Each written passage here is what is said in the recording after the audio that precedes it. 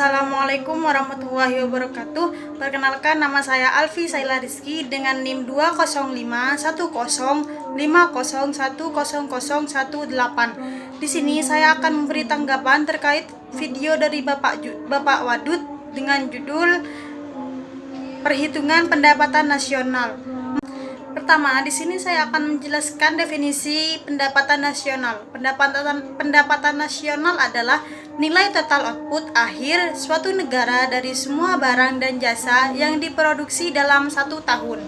Selanjutnya, konsep pendapatan nasional. Konsep pendapatan nasional ada 6, yaitu yang pertama, produk domestik bruto, yang kedua, produk nasional bruto, yang ketiga, produk nasional neto, yang keempat, pendapatan nasional neto, yang kelima, pendapatan perseorangan, dan yang terakhir, pendapatan yang siap dibelanjakan.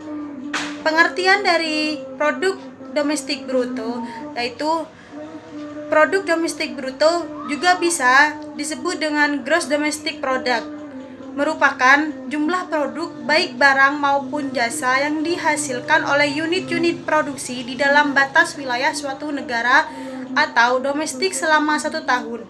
GDP memiliki rumus sebagai berikut. GDP sama dengan pendapatan masyarakat dalam negeri ditambah pendapatan asing luar negeri. Produk nasional bruto yaitu produk nasional bruto atau juga bisa disebut dengan gross national product adalah nilai produk baik barang atau maupun jasa yang dihasilkan oleh penduduk suatu negara nasional selama 1 tahun, termasuk yang dihasilkan oleh negara-negara tersebut di luar negeri. Berikut cara menghitung GNP. GNP sama dengan pendapatan WNI dalam negeri ditambah pendapatan WNI luar negeri dikurangi pendapatan asing dalam negeri. Selanjutnya, produk nasional neto. Produk nasional neto adalah produk nasional kotor GNP dikurangi penyusutan barang modal. Pendapatan nasional neto yaitu pendapatan yang dihitung menurut jumlah balas jasa yang diterima oleh masyarakat sebagai pemilik faktor produksi. Berikut cara menghitung NNI, yaitu NNI sama dengan NNP dikurangi pajak tidak langsung. Selanjutnya, pendapatan perseorangan. Pendapatan perseorangan atau perseorangan income merupakan jumlah pendapatan yang diterima oleh setiap orang dalam masyarakat, termasuk pendapatan yang diperoleh tanpa melakukan kegiatan apapun. Berikut cara menghitung PI. PI sama dengan NNI dikurangi pajak perusahaan, dikurangi iuran, dikurangi laba ditahan, ditambah transfer payment. Selanjutnya, pendapatan yang siap dibelanjakan.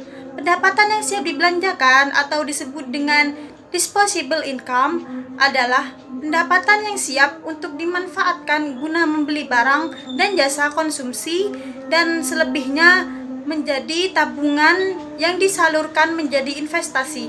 Berikut cara menghitung DI. DI sama dengan PI dikurangi pajak langsung. Ada 9 manfaat menghitung pendapatan nasional, yaitu yang pertama, mengetahui tingkat kemakmuran suatu negara, yang kedua, mengevaluasi kinerja perekonomian dalam sistem tertentu, yang ketiga, mengukur perubahan perekonomian suatu negara secara berkala, yang keempat, memudahkan dalam membandingkan kinerja ekonomi dari setiap sektor, yang kelima, sebagai indikator kualitas hidup masyarakat di suatu negara, yang keenam, sebagai indikator perbandingan kinerja antar negara, yang ketujuh, sebagai indikator perbandingan kualitas standar hidup antar negara, yang kedelapan, sebagai indikator dan perbandingan tingkat pertumbuhan ekonomi dari waktu ke waktu, yang kesembilan, sebagai indikator dan perbandingan pertumbuhan ekonomi dan kekayaan dari setiap negara. Macam-macam metode perhitungan pendapatan nasional, yaitu ada 3. Yang pertama, metode pendapatan nilai produksi. Yang kedua, metode pendekatan pendapatan. Yang ketiga, metode pendekatan pengeluaran. Yang pertama, metode pendapatan nilai produksi, yaitu menjumlahkan barang atau jasa yang diproduksi oleh seluruh usaha baik itu BUMN maupun UMKM pada suatu negara dalam waktu setahun.